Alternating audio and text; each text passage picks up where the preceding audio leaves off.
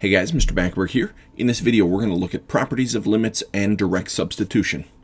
So we're going to look at some basic limits, and in order for these to work, we're going to let b and c be some real numbers, and n is going to be a positive integer.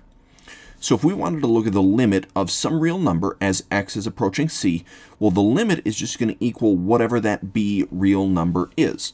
So for example, if we wanted to do the limit of 3 as x is approaching 2. Well, that limit, since we're just doing the limit of a real number, that limit is just going to be whatever that real number is. So the limit is just going to be 3. Now, if we wanted to look at the limit of x as x approaches c, that limit is just going to equal whatever c value you're approaching. So if I wanted to do the limit of x as x is approaching 1, well, my limit says that this is just going to equal that constant that we're approaching. So my limit is going to equal 1. For this one, we've got the limit of x to the nth power as x is approaching c. That limit is just going to equal c to the nth power. So if I wanted to do the limit of x squared as x is approaching 3, well, that's just going to be 3 squared. So that limit would just equal 9. And this one's kind of similar if we're looking at the limit of the nth root of x as x is approaching c. That's just going to be the nth root of c for n values that are even and for c values that are positive. So if I wanted to do the limit of the square root of x as x is approaching 4, well, that's just going to be the square root of 4, so that limit would equal 2.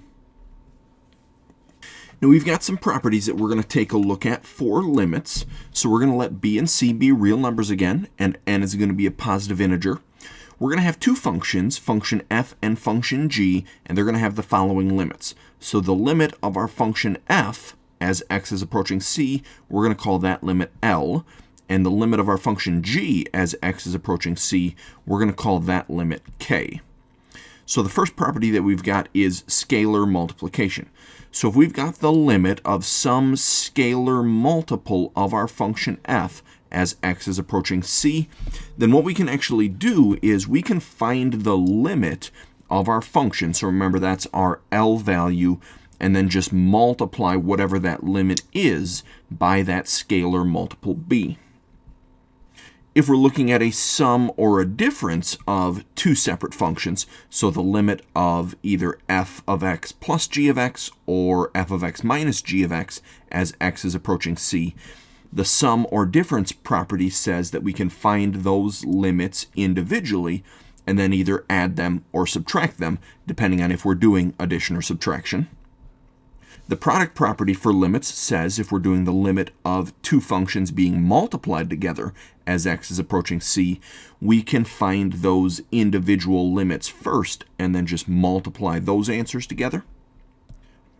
Similarly, we've got a quotient property, which says if we're doing the limit of two functions being divided by each other as x is approaching c, we can find the limit of each one of those individually and then just divide those out, as long as that k value, that limit on the bottom, is not 0, because you can never have 0 on the bottom of a fraction.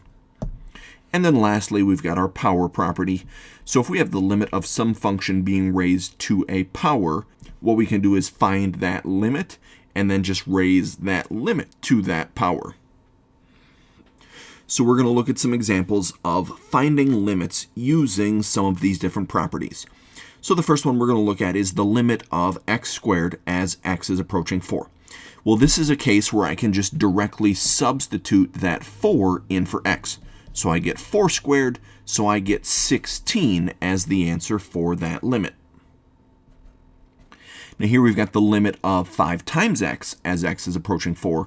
This is really a scalar multiple happening here. But again, what I can do is I can direct substitute that x in there. So it would be 5 times 4. And then I can just do that multiplication. 5 times 4 is 20. So this limit is equal to 20. For this one, we've got the limit of the tangent of x over x as x is approaching pi. So what I can do here is I can find the limit of the top and bottom separately and then just divide them out at the end. So I can do the limit of the tangent of x as x is approaching pi, and then I would just divide that by the limit of x as x is approaching pi. So I can direct substitute that pi on top, so I get just the tangent of pi, and on top the tangent of pi is 0. And then on bottom I can also just direct substitute that pi, and since pi is just a real number, that just becomes pi. Well, then 0 divided by pi, I just get 0 as my limit there. For this one, we've got the limit of the square root of x as x is approaching 9. So if I direct substitute that 9 in there, I get the square root of 9, but then the square root of 9 is just 3. So this limit is just 3. In this example, we've got the limit of x times the cosine of x as x is approaching pi. We've got some multiplication happening in here, so what I can do is I can do these limits separately, so the limit of x and the limit of the cosine of x. Direct substitute that pi in for both of these x's in here. So I get the limit of pi, and I get the limit of the cosine of pi, and I'm supposed to multiply those together. Well, pi is just a real number, so that limit is just going to be that real number. If I take the cosine of pi, that's -1, so the limit there is -1, and pi times -1 is just negative pi.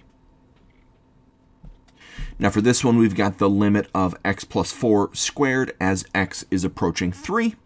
And there's actually a couple properties that we can do here. We've got some addition happening, but we've also got a power happening.